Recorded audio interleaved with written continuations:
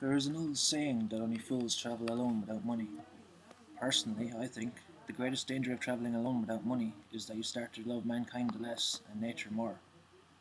When you hear that fire flicker and crackle as you prepare your dumpster dive food, and when you look down and see the display of food you've just cooked, that feeling that comes over you, well, you just can't explain it. Like this squatted farm I ventured into in Holland called the Sprouches, where I shared the knowledge of my book, The Experiences of a Talented Chef.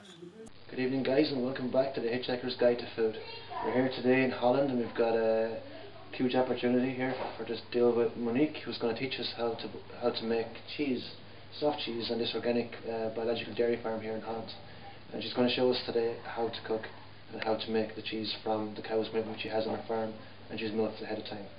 This is a demonstration of what actually happens and what the process is of making cheese, as what you've seen in the dumpster dive being thrown away, and how hard it is to make it and the effort that's put into it and so on and so forth. So this is cream from the cows, cream from the milk from the cows.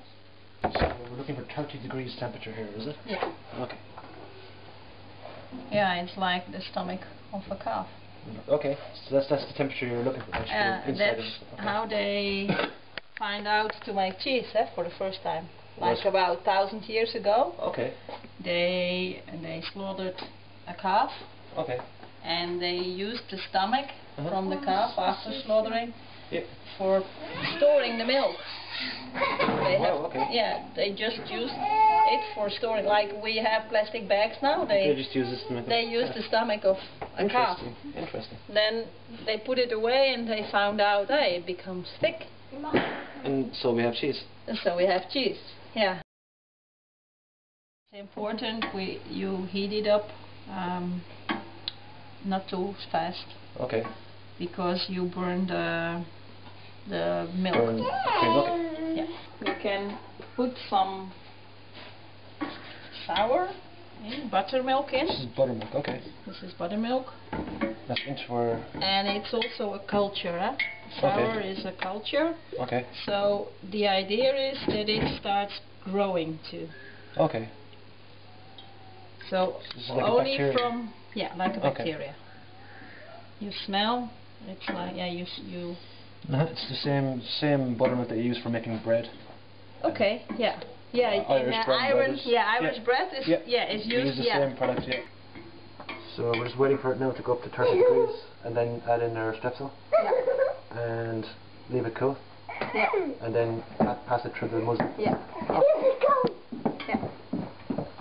So then the difference with normal cheese is that you have the 30 degrees.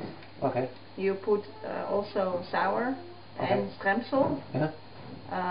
You leave it like 30 minutes or something, or 15 minutes. It's just when it's good, when the milk is thick. Yep. You're gonna cut the cheese, but then in small pieces, like a rice. Okay. Like rice, as big as rice. Yep. And then you add hot water to wash a bit the milk sugar away. Okay. So then, and then you leave the water off. You put more water. You leave the water off, and then you take these small blocks of cheese. Yep. You put in a sieve. We can see in the cheese maker. Okay. I can show you how it works. Perfect. Yeah. And then you press the cheese in a model you want. We have one model of the cheese. And then you leave it in there to press it in this model to press the water out. Okay. And then you take it out of the model like after a few hours. Okay. Then you leave it in the model for a while, like half a day. Okay. And then you put it in salt water. In salt water. Like for a day or two. Yep. And then you take it out, and then you have to make a crust on the cheese. Okay. And how does the crust form? The crust just forms naturally? Yeah, no, you can do it. A part of it is formed naturally. Okay. And then you can make a better protection with butter. That's the natural way. Okay. But in the most cheese makeries, they put like a liquid plastic on it. Liquid plastic, okay. And then you get the yellow crust. Inedible plastic that you take off before you eat it. Yeah, it's not eatable yet. Okay. Alright guys, that's it for the Hitchhiker's Guide to Food in this series. You've already seen the dumpster diving, the consequences of industrial supermarket chains that are throwing out food products that are out of date and so on and so forth. You've now seen what it takes for the farmers to produce things like simple cheese and how much effort is put into it. I think it's definitely a high recommendation to cut the waste that's been given to supermarkets for money, literally, for no other reason, and give the farmer a better chance and go directly to the farmer and buy it off of him and the farmers markets and be able to get a healthy, nutritious product that doesn't cause any health risks at the end of the day. That's it guys for this show, and again thank you very much for watching. Good night.